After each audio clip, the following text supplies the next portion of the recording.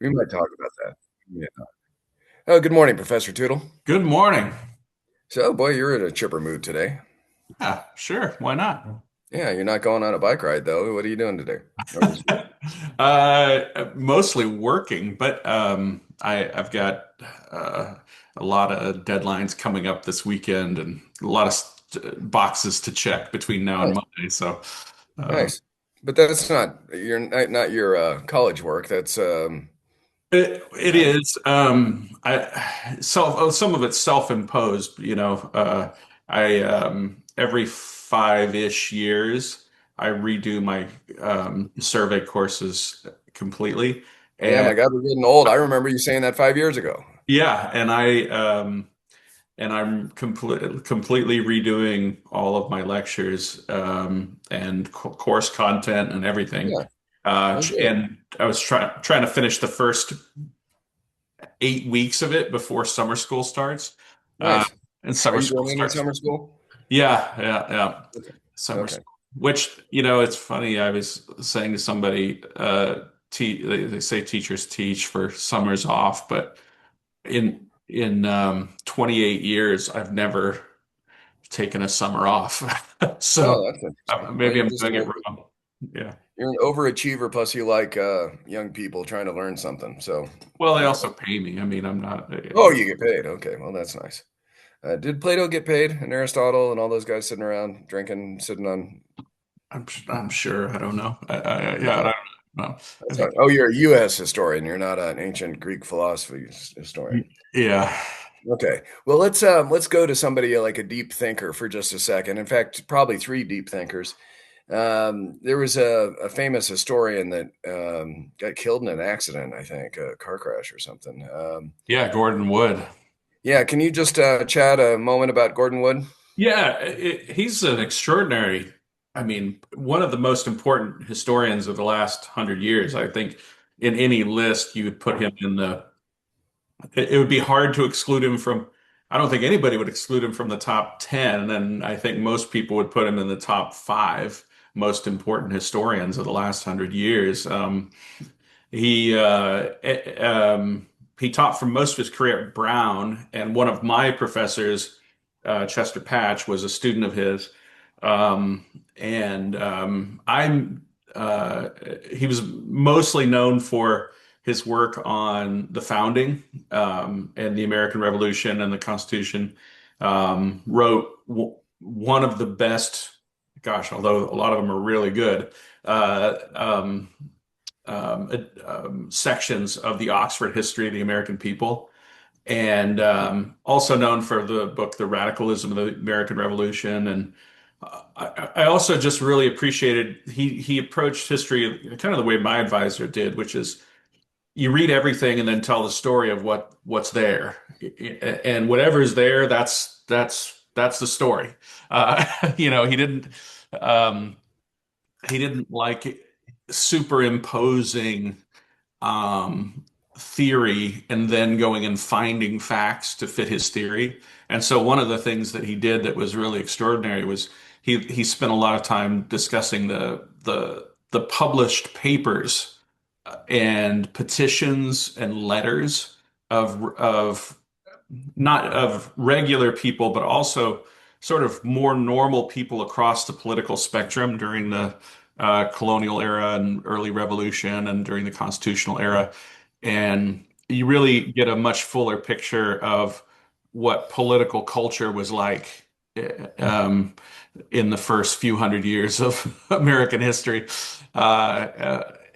Because of Gordon Wood, and he was also just one of the nicest guys I've ever met. I mean, so many of the big names, I'm always struck when I remember that it's been my experience, at least in history, that the more famous the historian, the nicer the person. That's You generally true with wealthy people and famous sports stars and ballerinas, isn't it? The I more don't, famous you I don't have a lot of experience with them, so I'll just stick to are, historians. fair enough. I think that's generally true, though. But actually, the reason I met him was my first job, as you know, was at University of Northern Colorado, and we had this. history event slash award. I don't even remember what it was. And they said, okay, go find somebody to do it. And I just thought, well, who's the let's start at the top, who's the greatest living historian? And I Googled his name and saw his office, and I called him and he picked up the phone and I said, would you like to come out to Colorado for a weekend? And he looked at his calendar and said, sure.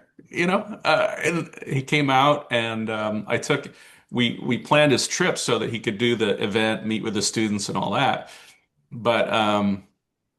But then I said, why don't you, stay, and on Saturday I'll take you up to Rocky Mountain National Park. So I got to spend the entire day with Gordon Wood, um, hiking around Mountain National Park with him. And I think that was the real draw for the trip. I think Sure, he'd never sure. been, and this was a good way to see the park. So I do feel bad though, because one thing I forgot to tell him was to wear a hat, and I remember he got really Really burned, bad right? sunburn from the thin air and sunny Colorado.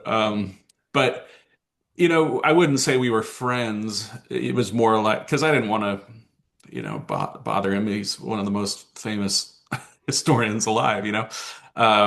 But we would exchange an email every year or so, Oh, and and he did write one of the nicest inscriptions. I mean, he signed all. I made him sign all of his books that he wrote a few more after this trip, because this was 20 something years ago. He but in one of the books he wrote that really nice inscription I've always cherished, saying, because we had talked about, I think he might have been working on um, his edition, part of the Oxford History of the American People, and I talked about which, in the car ride, I talked about which ones I liked and which ones I didn't like, or they're all good, I should say, but which ones were better. And I said the ones that I liked the best were the ones that were the most balanced, balanced between holding this strong narrative, uh, but making sure to include the social, the political, the intellectual, the military, and I said that's an incredibly difficult thing to do.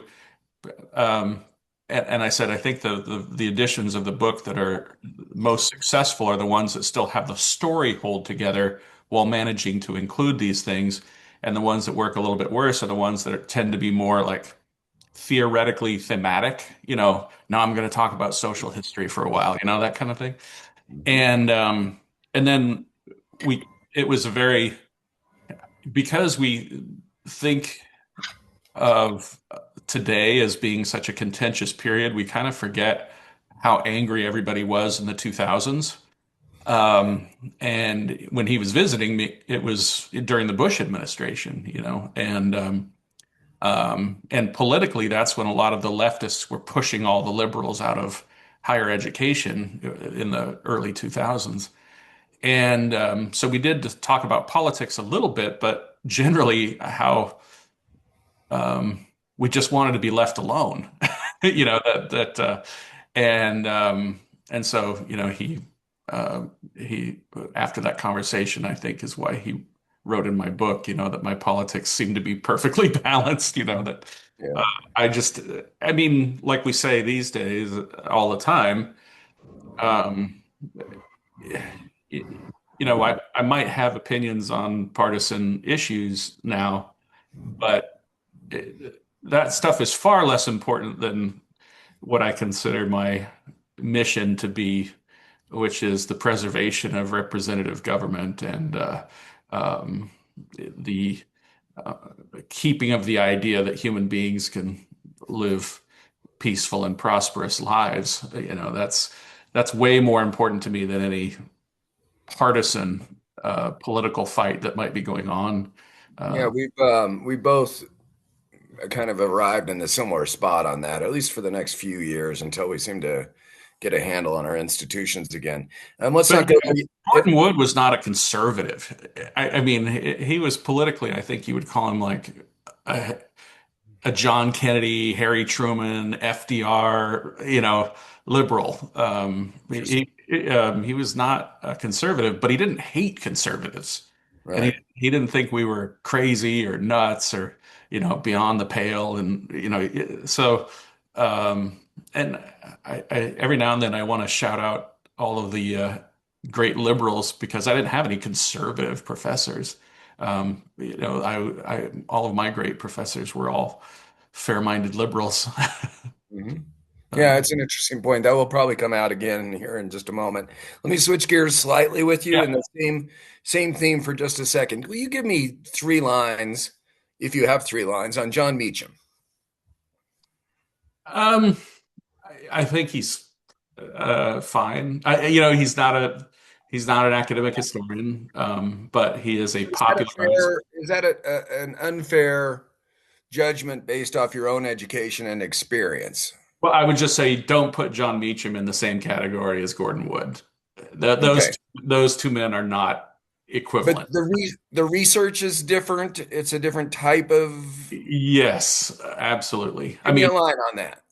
John Meacham is a journalist, and when he writes history, he is writing from he's a good storyteller. So, and I don't want to diminish his role, but um, he's um, he's never done the he didn't rise up through the ranks by, digging through archives and being an obscure professor somewhere. And, he is a guy, and again, I don't want to be disparaging, but he's not an academic historian who has done important work in terms of the theoretical. He's a good storyteller, but Okay. he's not the kind of historian who will shift our understanding of an important historical topic. Except stories mean everything. So maybe. I mean, there's a Well, possibility. he's somebody who it's an important role to popularize the ideas of Okay. of historians, but he's just probably not the one Yeah, I got who you. comes up with it initially. Yeah, got you. If How about in music, you'd say um, the Gordon Wood is Bob Dylan, and John Meacham is the Byrds. Uh, cool? That's excellent. I love that. yeah. Let's switch gears to another one in a similar vein as my guess your answer. Just 2 lines on. Oh God, now I just dropped his name. The PBS guy, the historian, Ken Nathan. Burns. Ken Okay. Burns. Ken Burns. Yeah. Ken Burns is somebody who you'd say is a different kind of historian. And, maybe one of the most important people in terms of popularizing history, an incredible storyteller. Again, not one of those people who at the sort of academic level, the Cool. creator of theory, but I'll be but curious. I'd also put him sort of between a Meacham and a Gordon Wood. We've mentioned her a couple times over the last 5 years, so I'd like your opinion in just 2 or 3 lines on Heather Cox Richardson. Um, good historian, um, um, not my favorite public intellectual. Yeah, that's a good 2 lines. And by the way, I concur with that. And sometimes maybe a great historian. I'm not sure. You're the pro on No, it. she's a very, very good historian, but she's not a great historian. Yeah, fair enough. Um, But she's Now, very, very good. I don't want to despair. I mean, she's absolutely in that sort of probably top 100 living historians of her well, that's field. probably considered great, Professor. There's 8 billion. No, I There's eight mean, billion of us. but I just want to make sure that you understand there's a big difference between a Gordon Wood and a Heather Cox Richardson. Olymp Uh, Olympic champion and people that competed in college or something. Yeah. yeah, yeah. Well, I mean, what it's the difference between some somebody who make we say anybody who makes the NBA is better than anyone who never played in the NBA, but Right. it's a big difference between somebody riding the bench. I don't want to Right. say Right. she's not riding the bench, but let's say a starter on a team versus the the MVP of the league. Cool. Now we're going to check your bias. This might be a hard one for you, especially compared to Ken Burns and Heather Cox Richardson and this. And now this can be a hard one for you. Professor Stephen Knott. Oh, Stephen Knott is one of those people. I don't have a superlative high enough to describe. I don't have the words to describe how I feel about Stephen Knott. As a human being and as a historian, um, I he is someone I hold in the highest regard in every way that a human being could regard another human being. He is among the finest men I have ever known. He is one of the greatest gentlemen I have ever known.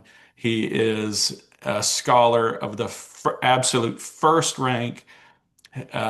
He is um, patriotic in the absolute best sense of the word. And my life is immeasurably richer because he has lived. And the fact that that I consider him that I get to call him a friend is one of the things that is truly one of the happiest. I would say my greatest accomplishment outside of my family and my faith is the quality of my friends. And uh, in fact, I was just texting with Tom Brasino, another historian, and last night, and and because I got a phone call from another historian named George Nash, who, by the way, I would say is just like a guy who I think of like a Stephen Knott, and I was just remarking to Tom, uh, I can't believe that these people would call me and want to talk to me. You could have, if you had told the 20-year-old me that on a Wednesday night, I would get a phone call from George Nash just because he wanted to talk for an Hmm. hour. I I would have said, "What happened?"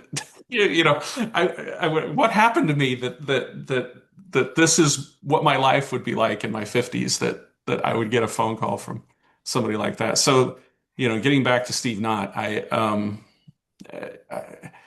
it's one of those relationships, and he's one of those people who, if you just close your eyes and think about the fact that he exists, you will feel better about the world and your own life. How about that? That is completely wonderful. Because it was so wonderful, I guess my own ego's kicking in with your story with being probably a young associate professor in Greeley into your first job. To invite Gordon Wood out to, give a speech and presentation and then take him up to the mountains. And then your exquisite description of your adulation and a friendship with Professor Knott. I do have to brag too. And it's all because of you. I'm actually bragging about you instead of me because of our series of over 5 years now. We've been doing this unsolicited. Professor Knott sent me a messenger on Facebook and said, "What's your Oh, address, John?" And I go, "Oh, don't you dare, Professor. I don't know what you're doing, but and anyway, he ignored that. And on my birthday, just 2 days ago, it was yesterday your birthday, by the way, Professor? tomorrow. Tomorrow. Oh, so your dad was just Yeah, congratulating you in really, yeah. advance. I got you. Okay. On my birthday, by coincidence, or maybe he knew, I doubt it, but on my birthday, I received Conspirator in Chief. Well, it's right behind me too. Look at this. Yeah. Yeah. And listen to this Yeah. description. You might take objection to it.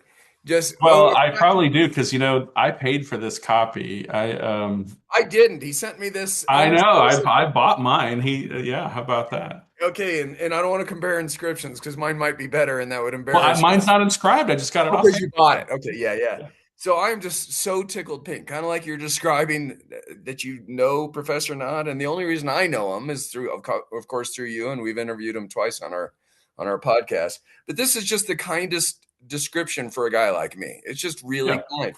Um, for John Brackney, with thanks for your enlightened patriotism and your efforts on behalf of our republic. Well, gosh, there's nothing better for a guy like Yes, me. yeah, That is like the best inscription you could ever write to a guy like me. exactly. I mean, and it's all we want, right? I mean, Right, the that we want recognition for the right thing. right. Thank you for seeing what I'm trying to do and appreciate Yeah, it. Yeah, exactly. And what you and I are trying to do together with him and a bunch of other people. yeah. Just we got to get to the subject at hand, but I don't want to Well, let's ignore. not leave out Tony Williams though, because he also That's had a what new I was book. saying. I don't want to leave Yeah. out Tony Williams. So give me a Yeah. couple lines on his new book and him. Oh, first of all, well, I have two, as he I have the one that I paid for because I pre-ordered, and then the one that he sent me. Um, and it's just it's such a great way, divided over the Declaration, Tony Williams and David Bobb, for those of you who are listening and not watching. On the Bill of Rights Institute. Yeah, and it's such a great way of thinking about American history, the way that they have this book organized. And Excellent. Explain that for a couple seconds because it might well, go. they take the Declaration of Independence and um, they sort of look at its influence in these specific American eras and how um, arguing and thinking about the meaning of the Declaration of Independence has been so important to the progress of American history, or maybe progress is the wrong word, the ongoing saga of American history. And uh, it's great. And actually, as I'm reading it, maybe I shouldn't uh, say this, but I was thinking because right now I'm using Stephen Knott's book in my U.S. survey classes, but I'm looking at this one and thinking, oh, this would be great to assign in my classes because of the way it's laid out. Maybe I could do both. I don't know, but and the other thing I like about it is, and about both Tony Williams and Stephen Knott generally, is that I would feel comfortable handing either of these books to anyone I know. They're both even though they are all um, good scholars, these are very accessible books. Um, uh, Tony Williams always writes specifically for a general audience, and I uh, I love the way Stephen Knott writes. His I I just feel like when I'm reading a Stephen Knott book, it's like I can read it fast because his logic and narrative structure, whatever that is, um, I can just ingest it almost as fast as I can turn the pages. So, um, uh, again, both great books, highly recommended for anybody. But yeah, Tony Williams also. And also, everything I would say about Stephen Knott, I would say about Tony Williams, just an incredible gentleman. And both men, they care about, um, gosh, they just have their heads screwed on straight.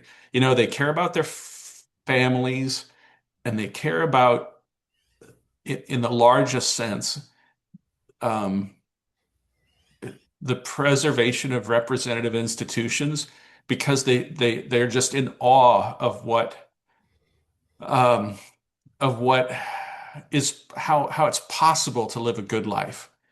And they're both, neither one of them are motivated by their anger. They're motivated by their gratitude. You know, um, And again, Tony Williams, if you were to spend any time with Tony, just like Stephen, you would say, or Gordon Wood, the word you would come away with is grace. These men are graceful. They are gracious.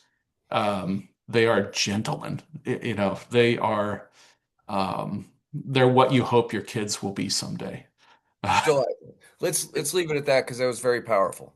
Let's get to the topic of the day, but I wanted to intentionally have a tone or a setting of the topic, and you've done it wonderfully by talking about great researchers and writers, storytellers, good people or great people, just decent human beings and who care. So that's kind of the tone that I'm hoping for.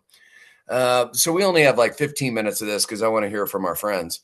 So this is an impossible task in 15 minutes. So just let's realize we're only going to touch on a couple topics. Um, who is needs to require who is essential? I'm not picking up the right words. Who must obey the Constitution in America? Who's bound by it? How's that? Everybody there, Everybody, that's yeah. every single person, every Supreme Court justice, president to the lowliest new street sweeper. Yep. Okay, everyone.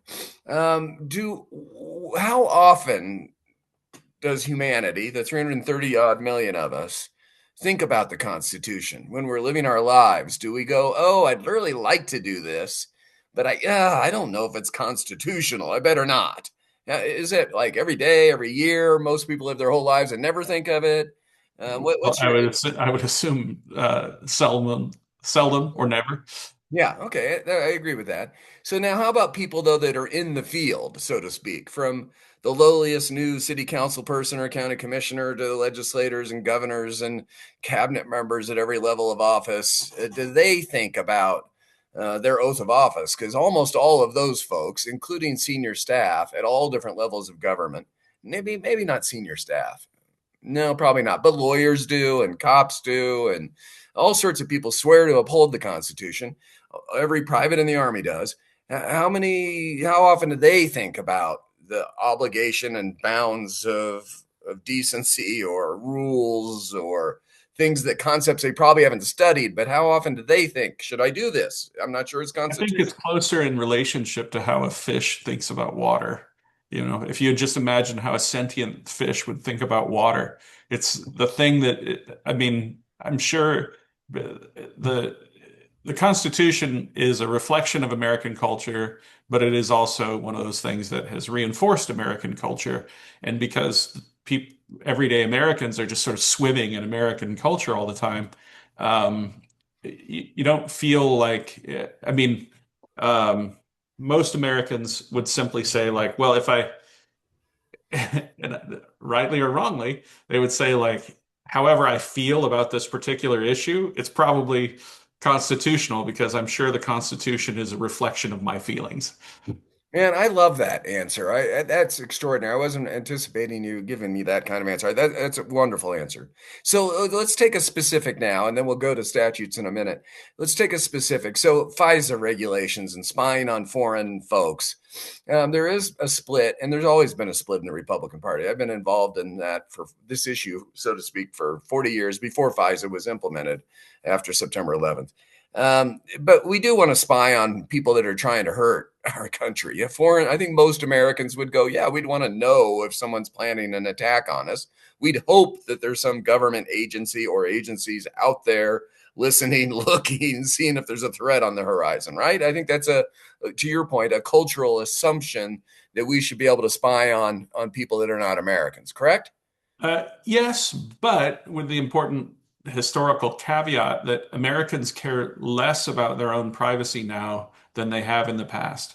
And that is an important cultural I'm change. talking about foreign. I'm talking about I foreign know, spy. but the relationship between foreign information and domestic information has also been blurred because of the internet and because of how signals and information leaves the United States all the time because Right. it's being broadcast all over the internet, all over the world.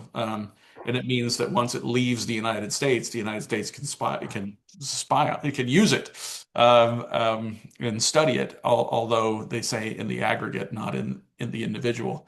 But when the originally the founders were so obsessed with um, maintaining the freedom of the American people that they didn't even want a standing army. Hmm. That the equation at the time of the founding was such that we so jealously guarded our freedoms that we regularly were willing to give up our security. I mean, the fact that we had almost no army, almost no navy, that our defense posture with the rest of the world is we would rather let foreign nations attack us than than have something than have a national security state that protects us from attack because we're so worried about granting the government enough power even to protect us. Yeah, Uh, that's extraordinary answers. Very helpful. Do you think so most the big Americans think shift, about that? well, I would just say, and then the big shift is after Pearl Harbor. You know, the existence of aircraft carriers and aircraft somewhat changes the equation because it did the Pearl Harbor attack seemed to indicate to the American people, oh, um, other nations could launch a massive and devastating attack on us. Um, And um, our Constitution isn't a suicide pact, so uh, we better. right. But even when we were setting up the national security state after World War II, it's important that that we well, we have a couple of things that are baked into our system that are designed to protect us from the government having too much power. First is that most policing power is done by the states, and thus it's cooperation between local, city, county, state police working with the federal government because the federal police don't have the resources really to deal with most criminal issues. So it keeps the federal police. Well, ICE is now the fourth biggest army in the world, if we were to make it equivalent of an army. So that may not be true anymore. Well, it's still true because America's still a big country. They still couldn't. They could swarm in a single city, but they could not. They could not compete. They could not take over the whole country. Yeah, to your point, I think it's New York City cops are like the seventh biggest army in the world. I mean, there's so Yeah, many. Yeah. so when we were setting up the national security state after World War II, it was very important because of what Hitler had done by unifying the national and political security apparatus of the German state that the CIA and the FBI were not allowed to talk to one another. Hmm. Uh, and the CIA was not allowed to operate in the United States. That doesn't mean that they didn't sometimes, or that there weren't Sure. uses that took place, uh, but generally speaking, people took that very seriously, and that was kind of reaffirmed in the 1970s post Watergate so that throughout the 80s and 90s, there was a pretty strict wall of separation between the gathering of foreign intelligence and the gathering of domestic intelligence. So, Uh, Professor, isn't it a fair to jump to the conclusion? Because I've got a couple other yeah. handholds to jump on as analogies. Isn't it fairly simple to say yes, technology's changed, and we can do this big dragnet and listen to every conversation and every email we send because it went overseas to a server. Okay, so nothing's private anymore. However, if you really want to look into me or you or any other American citizen, you better go to a different branch of government, the courts, and say, "Hey, Yep. we think we have probable cause here. We're going to research more into John Brackney's citizen versus somebody who's not an American citizen." Isn't that we don't have that law right now? It seems Well, like but one of the things that's interesting is that uh, law enforcement have also figured out that they don't need to get to any of the private data because most people with a cell phone have opted to give away so much of their own privacy. the metadata is just Yeah, all that over. they can that they can just buy the they can just buy the data And that you can reach the conclusion. you sold. Yeah, people, places, and things where you've been to see if it's suspicious enough to, yeah, Right, and that's often gives the law enforcement, a better picture of who you are than what your private messages would have been. yeah, yeah, Because that's in many cases, you might even be using a private messenger service that isn't right. private. Okay, let's switch gears slightly. Well, wait, one more line on that. We've discussed, and a little bit of argument over the years about who gets to determine what's constitutional, what action, like we're discussing, is constitutional. Is it the president? Is it the Supreme Court? Is it an attorney general somewhere? Is it the local cop on the beat who goes, "Oh, I'm not sure this is constitutional," or the mayor makes a proclamation? Give a historical one or two lines on who gets to determine what is constitutional, assuming they do think about it constitutional. Who determines that, and is it? It's a variety of stages, of course, but you just give us some lines for citizens to think about. Well, ideally, everyone is acting in good faith in accordance with the Constitution as they understand it. But the actions of every citizen um, uh, can be checked by others. In some cases, it would be the people who rank higher than you. In some cases, it's a court system. In some cases, it's a legislator. But for every public or and private action, there is a, a mechanism for, I shouldn't say every, because every now and then something will happen and we'll say there's actually no legal way of stopping this. Uh, but um, uh, but for most issues, you would say there's some mechanism of dealing with it. There's some check from somewhere. But I am hearing implied in your answer that every citizen or every soldier, every cop, every city council person does have some input on whether the policy they're creating, the rule, the regulation they're doing meets constitutionality. They have a lawyer. I mean, they're not supposed to be engaged in. I mean, you're not supposed to be engaging in innovative interpretation, but to the extent that we all have to, on the fly, think about the legality or constitutionality of what we're doing, uh, we're all supposed to be doing that. But most significant change actually does occur and eventually gets to the Supreme Court because an individual citizen decides I ain't doing it or I am doing it. I'm going to release the secret files of the military. I'm going to sit on the back of the bus. I'm going to do some action that's going to cause all sorts of fury, and we're going to sort out the details later, whether it's constitutional and legal. Yes or no?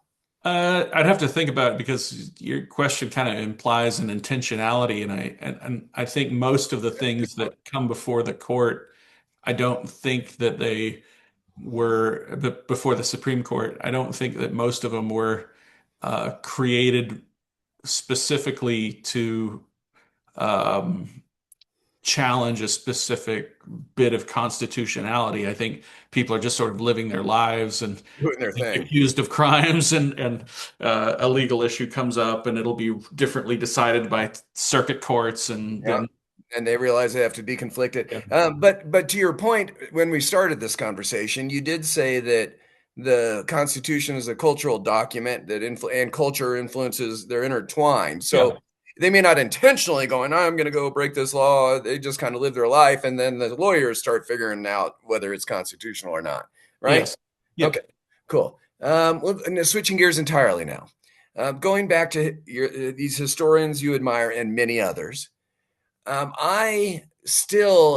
in this awkward spot of trying to figure out all the national parks and monuments and the executive order and the request to citizens to report quotes and monuments and sayings and things. And if it's unpatriotic, we're going to remove it, or at least we're going to consider it. And so there was one in Boston, a monument that I'm not familiar with in Boston. I wish I would have remembered it to tell you. It's a famous monument. I've heard of it, but I've never seen it, I don't think. And it had three inscriptions on this monument, and they're removing three. One was from, but it's a historic monument, and one was from a Vietnam veteran, criticizing war or being concerned about war. And I looked at all three, but particularly that one, and I go, I don't know what a Vietnam veteran has to do with a historic thing. Go ahead and remove it. I don't care. But I'm wondering, what is it, constitutional? Is it statutory? Well, wait, it's an executive order, but all these employees work for the president, and we're changing history right in front of us. And I don't mean to be politically incorrect, but I haven't been persuaded that that's necessarily a bad thing. I don't know, and so I want your perspective on monuments and and Civil War heroes. And I know we've had a whole show on this, and you've written a whole blog on this as well. But give a perspective on what's constitutional, what's statutory, what's rules, what's culture, on understanding history. Oh my gosh, I know, it's almost too much. I I mean, know. um, so for the most part, this kind of thing was handled at the local level by organizations. To this day, if you go around California, you'll see monuments that were put up by the Native Sons of the Golden West, or the famous. I don't know if you have this out in Colorado, but E. Clampus Vitus, which was a oh, it's a hilarious. I'm probably messing this up, but they were, I think it started at a bar with a biker gang or something, and they wanted to give themselves a fancy Latin sounding name, so they they made up E. Clampus Vitus, and they put up historical monuments all over the place. But I can't remember if it was a biker gang or just a group of goofballs. But I never took Latin. Do you know what eclampus vitus means? it doesn't mean anything. It's made up. Oh, it's totally made It's up. totally made up sounds. Yeah. Maybe is Jake still on? Jake, give us a fact check on the origin of E. Clampus Vitus. Because And then keep going. I'm actually curious now if there Yeah. is Keep something. going, and he'll interrupt you Yeah. if you want. Anyway, so it was done mostly informally. And then um, under Theodore Roosevelt, the Congress passed the Antiquities Act, which gave the president pretty broad powers to declare national monuments, um, and it put a lot of this responsibility under the executive branch. And I don't think people really had much of a problem with it, because it was broadly patriotic. I think the first time it really became controversial was, or this topic became controversial, would have been during the New Deal when FDR was funding, in his own way, a lot of communists and fellow travelers, um, uh, and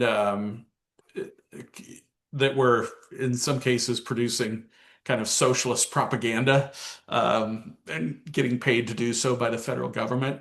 Um, so there was a kind of correction, we might say, in the years after the New Deal, so that by the 1940s and 50s, it, it, it, it was, you'd say, informed by the Cold War. So most of the monuments and plaques you'd see from the 40s and 50s and early 60s were,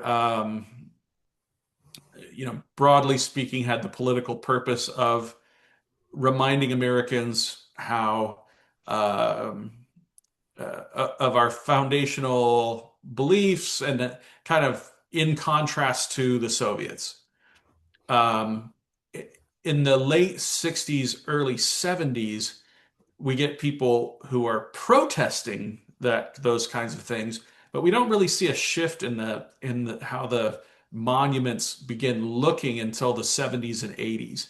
And that's because most of the academic departments that would be engaged in this were largely invented in the 1970s, all of the kind of studies departments, and they began, um, making an academic case for, I mean, if we're being charitable, we'd say complexity in American history, but in some cases, a sort of, making an argument that America is actually kind of a bad place. and uh, and really choosing to emphasize um, uh, the the darker side of American history. And it came to a head um, over debates over rebel monuments. And I always thought that it was an issue that people made more complicated than it needed to be. You know, I never had a problem with somebody um, removing, tearing down a monument to American treason or slavery or racism. Um, because, and it was, and most of these cases were not close and they weren't edge cases, you know, and you could just, and you could very easily see when was this built? Was this a monument to, you know, people who died in battle? Well, no, it wasn't built in the 1870s. It was built in the 1920s. You know, and the Klan marched at it and they gave speeches saying, you know, this is a monument to white supremacy. And you say, okay, well, I don't, yeah, tear it down. You know, it's bizarre that it exists in the first place. Um, but, you know, I became slightly controversial there for a few minutes because my position on rebel monuments was, I guess, I guess nobody really liked it except for me. I was, uh, you know, Oh, you mean your speeches that you've written that on the topic? well, I just remember right after Hurricane Katrina, when I was writing for the History News Network, uh, the Jefferson Davis Huh. quote presidential library was damaged in Hurricane Katrina, and I wrote a blog post for the History News Network that said, you know, what Gazda had started, let the Army Corps of Engineers finish. You know, if I had known that there was something called a Jefferson Davis Presidential Library, I would have said push it into the sea. Jefferson Davis was never the president of anything, and it's offensive that it even exists. And you know, people came after me and said, "Well, what do you mean you want to destroy the archives?" I was like, "No, well, let's store the information." But there's a difference between an archive that stores information and something that claims that Jefferson Davis was once the president of something. That's a lie. This is America. The Constitution is in effect. And Jefferson Davis was never the president of anything that was recognized by the United States of America or anything else. So, you know, there's no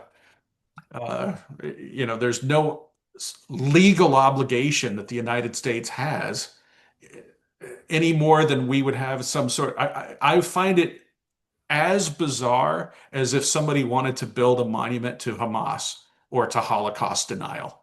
We don't have to build that. We don't have to promote it. We don't have to fund it. We don't have to, like, and it's bizarre that it exists in the first place. Okay, so I'm going to try to look that up because I was unfamiliar. You wrote that about and Oh, to I this, don't even, I'm sure, I wonder if it exists somewhere yeah, on well, the I've internet. never heard of the Jefferson Davis Presidential Library, so that was new news to me. I wonder if it's still that still exists. But Yeah. talk to me about briefly because we got to get to Q&A. Talk to me briefly about this, executive order and scanning all the horizon for anything negative about the United States, and let's remove that from monuments, plaques, and stuff. Good thing, bad thing, neutral. It is what it is. Well, I would say it would be a good thing if someone else was doing it. Right. I Okay. just don't trust the Trump administration to do it. You know, Right. So it will probably be changed back whenever I mean, they'll probably put the Vietnam, whatever. Yeah, it'll just be right back in a couple years, right?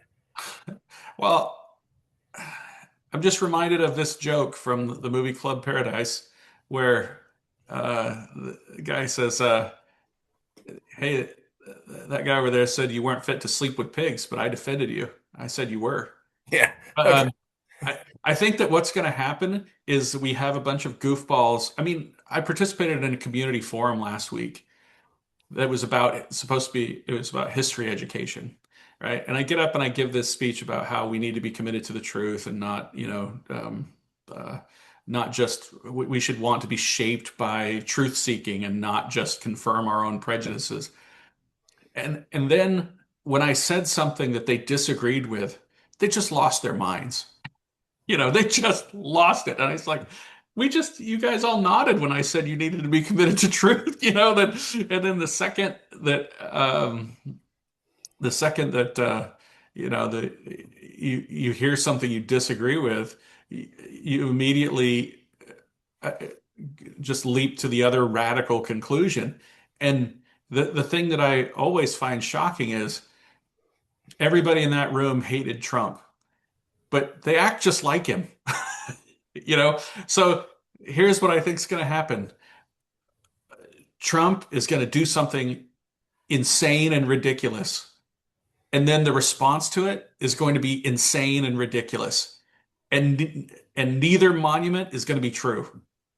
It's going to be, one person's going to say, um, you know, George Washington could shoot lasers out of his eyes.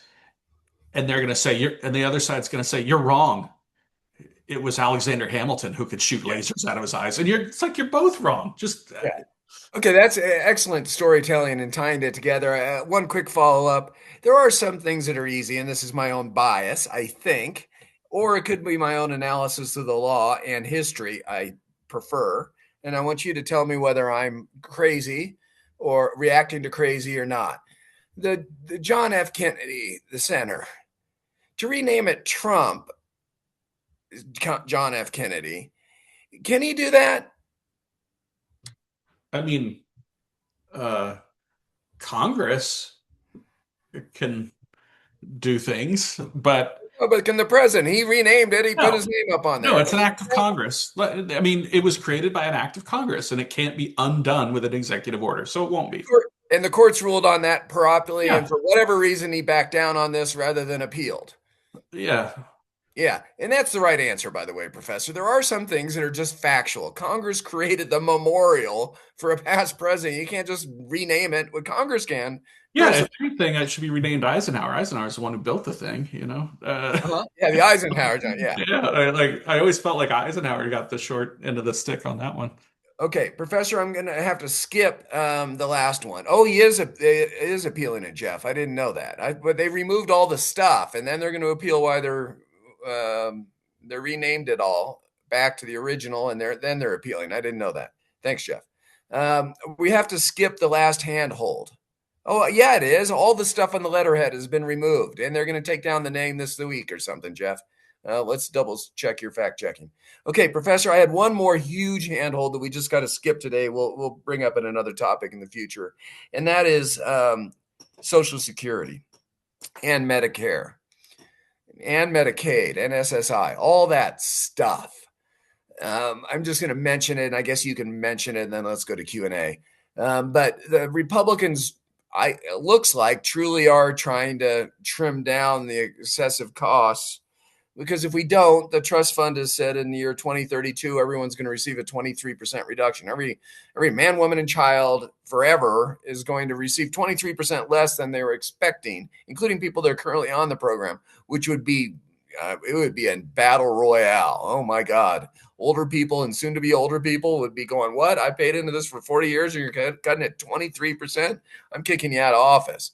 And then a bunch of young people would go, yeah, we can't afford that. I probably won't get anything if you don't fix it.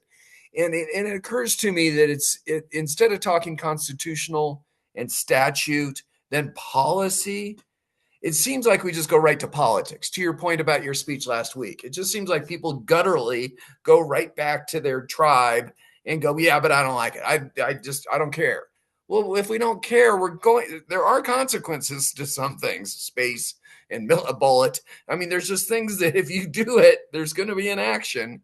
And somebody logical, somebody thoughtful, somebody should do things on behalf of America. We can disagree on those things, but it shouldn't be a war over those things. It should be problem solving rather than just tribal guttural stuff. I think we're doing a lot of citizenship wrong, and our politicians are reflective of us. Can you just give me a gut reaction on that? That's really the topic of the show that I didn't get to. And I was trying to have a couple different handholds to think about how we should do things differently. And my proposal is let's first think of the Constitution, then think of statutes. Is it legal? Then think of policy. Does it make sense? And finally, let's think about politics, how to get those first three done through politics. But let's not start with politics. Can you give me a reaction? I don't know. I'd have to think about it more. Give me a more focused question, maybe, or um, Uh, our system okay, let me say it in this way. Sarah Isgar wrote a book that the only functioning area of government is the courts. The presidency's a mess, Congress is a mess, and look at the courts; they're actually holding up pretty well. Okay, I haven't read the book. I have it. I haven't read it, and so I'll stipulate that that's probably makes sense. I would take it further, though. Here's the specific. Yeah, okay, I agree with the presidency and Congress and courts, but we're still skipping the entire structure of our society, which is federalism. That there's 50 states and 3,000 counties and 9,000 cities and tens of thousands of special districts, and most government is just kind of chugging along. It doesn't always have to be about the what the president tweeted about today. It's most things are just potholes are getting fixed and code is being enforced, and we act like everything is on fire all the time, and we go back to an institutional position of a political party or a philosophy and hate on the other team over all sorts of stuff that doesn't apply to what most government is. Is that specific enough? I know I'm still broad. Maybe I'm at 10,000 feet rather than 30, but is that helping, or you don't understand my question? yeah. I guess I'll answer it in two ways. First, um, I'll try to put it in the good news and the bad news. All right. Excellent. Here's one possibility that is good, and that is that American society is outpacing the American government, and our the way Americans are actually living every day is moving and growing so much faster than the government that the government we're getting in reality is pretty close to the government that most Americans want, which is to say, most people can get along in society the way things are. And thus, that it means that most of our government is functioning well enough. And because those are the circumstances that society and the growth of uh, and change the growth and changes that are taking place in society are just outpacing whatever's going on with the US government, and therefore it's a good thing. The bad news is that our institutions are not self-sustaining, and just like the debt crisis, um, we will have to account for this at some point. We can't go we can apparently we can go one generation of ignorance, two generations of ignorance, but can we go three or four? Because I remember thinking it was a problem when um, we had two generations of historical ignorance in the early 2000s, and now we're coming up on three. And eventually, if you talk to most sort of normal people, they don't even know why. They don't really know. They can't articulate why rule of law is important. But they still have some sort of innate understanding of fairness. And the other thing to remember is that uh, um, demographically we're changing because there are a lot fewer younger people than at other times in American history. So the influence of young people is on the decline. Hmm. So, maybe demographically that will help us a little bit in that we hear a lot from them and they make a lot of noise, but there aren't a lot of them out there. So you know, I worry in the long term, uh, in particular, about how out of whack our our selection process is for candidates. You know, in particular, you look at what California has done, but this is happening nationwide, where um, the parties have a monopoly over ballot access, but no control over who puts their name on the ballot. And so what we see time and again in places like California is that Californians are faced with a choice between the two radicals who could get 12 to 20% of the vote instead of a choice between um, two moderates. You know, and the intention behind the so-called jungle primary was it was supposed to moderate politics, not radicalize it. But it has had the opposite effect of um, meaning that, you know, if you're the moderate candidate, I mean, the California governor's race was a good example of this. The person who probably would have won the race 30 years ago with the mayor from San Jose, and you know, I think he might have ended up getting like 4% of the vote. You know, he's the kind of person who the party would have put up because um, in a Republican versus Democratic primary where Republicans are choosing their nominee and Democrats are choosing their nominee, the Democrats would say, well, we're going to put up a nominee who can win every Democratic vote and 20% of the Republican vote. And that's going to be the most moderate Democrat. Uh, and, you know, now somebody like him, he gets 4% of the vote, you know, because Interesting. moderates and Republicans never get a chance to vote for him. Yeah, because what, there's 100 candidates or whatever, so it's all spread out through. Right. Okay. I'm not satisfied where I left us, but I feel bad because of time constraints. We need to get to Jeff and Bart. And Bart and Jake, you can ask any question that you want. I was trying to give handholds to talk about Constitution, statutes, policy, politics, and I think we did that. So, Professor, you did a great job. I'm not confident I did a great job. But I want some feedback for the professor from Jeff or Jake or Bart. Jump in with whatever you wish. It can be my suggested handholds, or you can create a new one. Talk to us. Jake, you haven't been with us in a while. You want to go? I don't really know what to add.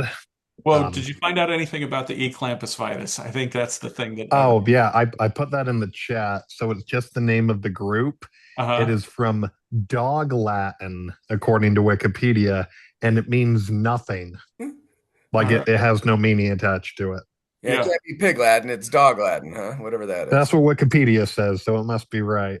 Yeah, Yeah. must. But it doesn't say anything about their origins or what they actually are. They're just some like drinking group or something. Yeah, that's Well, I kind of like that, Professor. That's yeah. kind of neat. Yeah.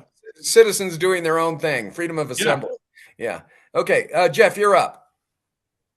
Uh, I just had one thought as we were talking about the who must obey the Constitution and who gets to interpret it. It's killing me. There was a case that we studied in law school about the president arguing that he has the right to determine constitutionality, and I cannot find it. So, Hmm. Bart, maybe if you remember it, I Google it and I just can't. Yeah, I keep coming up with Marbury versus Madison, which isn't it. But the one comment I guess I'd make is that when you talk about an individual, individuals don't think about whether the Constitution applies to them or constrains them, but they do readily think about when it can be argued that it constrains somebody else who is doing something they don't like, or when it can constrain somebody else from stopping the person from doing what they want to do. And that's when I think people think about, oh, that I have a First Amendment right, or you can't do that because. I'm not sure I understand your distinction, though. You're distinguishing between the individual thinking through the Constitution versus other, and I'm not sure I They understand only that. think of it as a tool to get what they want. Ah, Yeah, I mean that's how most people go through life, I think. I It's a don't know if the tool. thing that you're thinking about might be the resistance to the Alien and Sedition Acts, the Virginia and Kentucky resolves, uh, Atoms, maybe. maybe. Atoms. Or the other famous example is Lincoln's response to the Dred Scott decision, because in the Lincoln Douglas debates, Douglas kept charging that Republicans were lawless because they disagreed with the Dred Scott decision, and essentially Republican politicians were, um, and not just Republican politicians, but people who disagreed, which was the vast majority of Americans disagreed with the Dred Scott decision, and they were all trying to figure out how do we go about resisting this and without your political opponents accusing you of lawlessness. Um, and I think those are probably the two. Um, uh, Jake's got another one oh, for you. Jake's got another one. Jackson's veto Jackson. message challenged McCullough v. Maryland, maybe. Yeah, they're all. Yeah, Jackson came to mind. Yeah, they're all good examples of, um, kind of how is enforcement going to follow? And will and or the other example I was just thinking about the other day was Eisenhower's support of the Brown decision to actually send the troops in. You know, people wondered, will Eisenhower let states get away with defying the Brown decision? Hmm. And I guess we'll never know what would have happened if he didn't, because he did, you know. Right. And it was interesting to revisit a little bit of this a couple days ago, um, just because people were advising him, you're going to have to, you shouldn't enforce this decision because it's going to involve a massive show of you'd have to go in there with a massive show of force in order to actually make it effective. But it had kind of the opposite effect on Eisenhower. He was like, okay, well, I guess that's what we're doing. We're doing. So he was like, okay, well, if you're telling me it's going to require a massive show, then here we go. Let's send it the airborne. At any rate, that was a good example, I think, of the executive branch supporting a constitutional.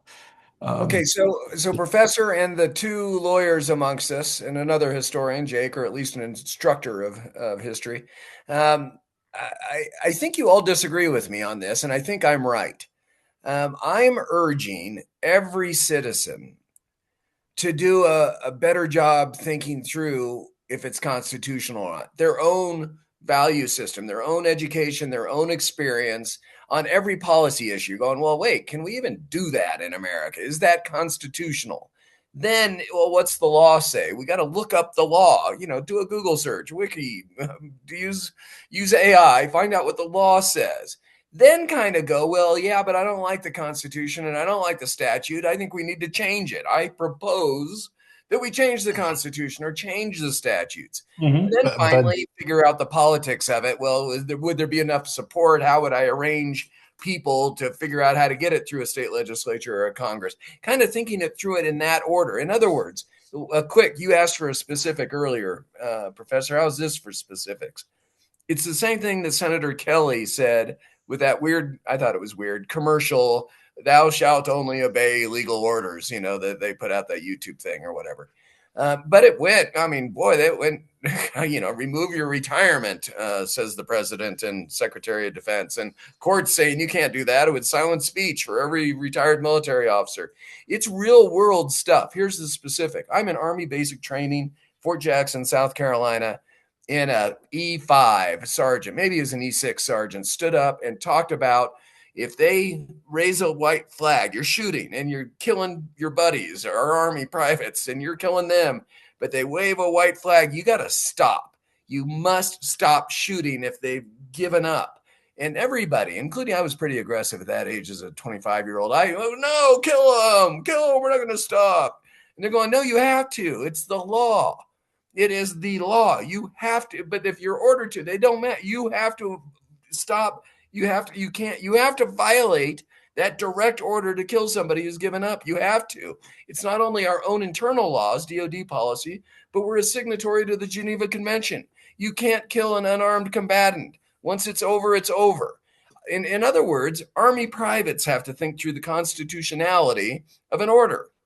So I think we should put that on steroids and have everybody think more about the Constitution and the law. Do you think I'm a madman, professor, and lawyers? Should we all just follow the what the king says and just do what we're told? Or do we need to be better citizens? Sorry to phrase it in that way. Am I right or am I wrong? I mean, what you're describing is exact. I heard a podcast with former Justice Breyer yesterday, and the process you're describing is exactly what he said. The way the system is working and should work. So it's not all that radical. Okay, good. Thank you. Lawyers. I have to be contrarian on one point, though. There you go. Please don't encourage people to use AI to tell them what the law is. Yeah, good point. I submit. I stipulate that was a wrong assertion. Excellent, Mr. Esquire. Thank you. Bart or Jeff, anything else on that particular topic? I think you're right. I think it's just utopian, though. It is utopian. And we need to have that creedal nation, that ideal. We need to constantly be going back to that creed and ideal is another way of saying it. Yes, it's utopian, and it's what makes us Americans. Thank you, Jeff. Bart, tell me how I'm wrong. And no, I agree with Jeff. And Jeff, I think the case, you just to circle back to that case you were talking about, I think you might be talking about Youngstown Sheet and Tube Company v. Sawyer. But I'm not sure, to be honest, because that's the Harry Truman nationalizing the steel mills, I think, case. That's it. Okay. That's it. I'm going to go read it. Yeah, that's it. Yeah, I will too. And we read this we all read this in law school, all those cases that we mentioned. Yeah, so good job, lawyers. Thanks. We're there. But no, I agree with you guys. I do agree with John. I agree with John that we need to be more we do need to be better citizens, okay, just to simplify it. And I also agree with with Jeff that, yeah, that's utopian. And I don't know what to do about that. And I guess maybe that's where Stephen and Jake come in, because you guys are the teachers, you're education. Laying the foundation for these kids. Civics education. But, Reagan was always good on this issue that civics education begins around the dinner table. And actually, getting back to that podcast I was listening to with Breyer, he talked about how his own dad would walk through civic issues with him and with his brother. So just because it's utopian doesn't mean that it doesn't happen. For as many people, as strange as that experience I had with that public forum, last week, I often participate in these things, and people will start telling me about what they did or what their parents did with them. And you realize, like, a lot of regular Americans do still try to do this stuff with their kids. They really do. And just because it doesn't take with all of them doesn't mean that someday your kids won't remember with nostalgia or during a time of crisis. When America's confronted with a real crisis, it might plant some seeds that will rise up into maybe the better angels of their natures at the right time. So utopian, yes, but we might be surprised at how many people are still trying to do these things the right way with their own kids. I love that. Jake, you put yourself on video, so I guess you want to talk. Well, yeah. So I think Jeff worded it really well. Like, I feel like this is kind of utopian, because I love what we're trying to do, where we're trying to help foster like civic mindedness and, adhering to the Constitution. but I just feel like the last couple administrations have thrown that out the window. And I have to give props to my super liberal coworkers that go to every single anti-Trump protest that there has been over the last several years. I do not think that any of those No King protests are going to accomplish anything, but I applaud them for trying. Yeah. And I just feel like Trump is kind of immune to criticism and he doesn't care about protests. But I also have to say, I hate doing whataboutisms because I just hate them. But it's like everything that the Democrats are saying about Trump, how he's abusing power, you can do a whataboutism and be like, well, then why didn't you care when Biden did it? Mm-hmm. And so I feel like in order for, civic life to get better in the country, we have to start dogging on our own team when they start breaking the rules, and neither party seems inclined to do that. So as much as Stephen and I can try to teach children about this, until the political parties themselves start holding the presidents accountable, nothing's going to change. And as we've seen with Trump, if you try to hold him accountable, or even if you're loyal to him, he will primary you out of office. Mm-hmm. Yeah, I mean, it's always been true that in the Watergate scandal, the only thing that mattered was the response of the Republican senators. That it's the people on your you can always get the opposition party to vote for impeachment. I mean, I'm sure you could have gotten the second day Obama, 2 days after he was inaugurated, I bet you could have gotten the Republicans to vote for impeachment of Obama. Like that's not who holds a president accountable. It is the members of his own party. And I mean, Trump operates like a terrorist. He can't build, but he can destroy. He can cause any Republican to. I mean, there are very few Republicans who, on their own, can overcome a 20-point deficit. Who are so popular in their home states that they can have 20% of Republicans not vote for them. And so Trump can come into any place and depress the Republican vote by 20% and thereby cause the Republican to lose the race. But he can't get anybody to vote for someone, but he can get it's talk about a crazy hypothetical, but it would be interesting to know how big the Republican majorities would be if Trump was not in office. Because structurally, so much of the country has this should be a unified Republican government, except Trump has cost the Republican Party so many seats. And I don't know that he hasn't won any, but he's managed to lose a lot. That's a really interesting comment. I'm not sure I concur with it. I'll have to reflect on that more. Well, you just have to think. I've just been trying to think of like which states did Republicans win? Which Senate and House seats did Republicans win that they wouldn't have won with a generic Republican at the top of the ticket? And I'm hard pressed to think of any. Interesting. But there are many examples of seats that have been lost that any generic Republican should have won. I mean, he makes these races more competitive. But the crazy thing is the reason it's not worse is the Democrats have gotten equally crazy. Yeah. And essentially the only thing that keeps these two parties competitive is that when the Republicans nominate a lunatic, the Democrats are like, great. Now we have a chance to nominate a lunatic. We don't have to nominate a moderate. Yep. Because the Republicans have nominated somebody who's so insane that we can now nominate our own lunatic. And now all of a sudden it's a competitive race again. And because they it's both want to disenfranchise. They're more conservative or they're more yeah, liberal it's or they're but more centrist. Yeah, it, they don't care. Yeah. it's like they think that the way to beat a crazy candidate is not to nominate a normal candidate, but it's our chance to nominate a crazy person. Yeah. Is that a name of your new book, Jeff? The The evil of the two lunatics. Yeah, I like No, that. that's Yeah, the quote above. The evil of two lessers is what we end up getting with our primary system. But I yeah, like the evil of two lunatics even better. Yeah. yeah.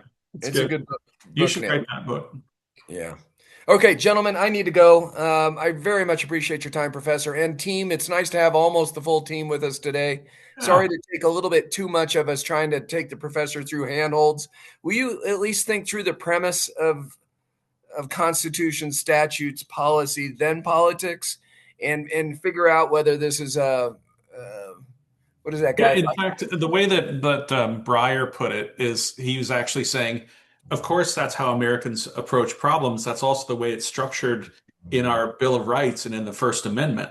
Because Uh-huh. he was saying, the first thing that's protected is your right of conscience, but your right to think about this, and then the second thing that's protected is the press. You have the right to publicize your beliefs, and then speech, right? Because you talk about it, and he was saying the the very structure of our government reflects that process that you're trying to describe.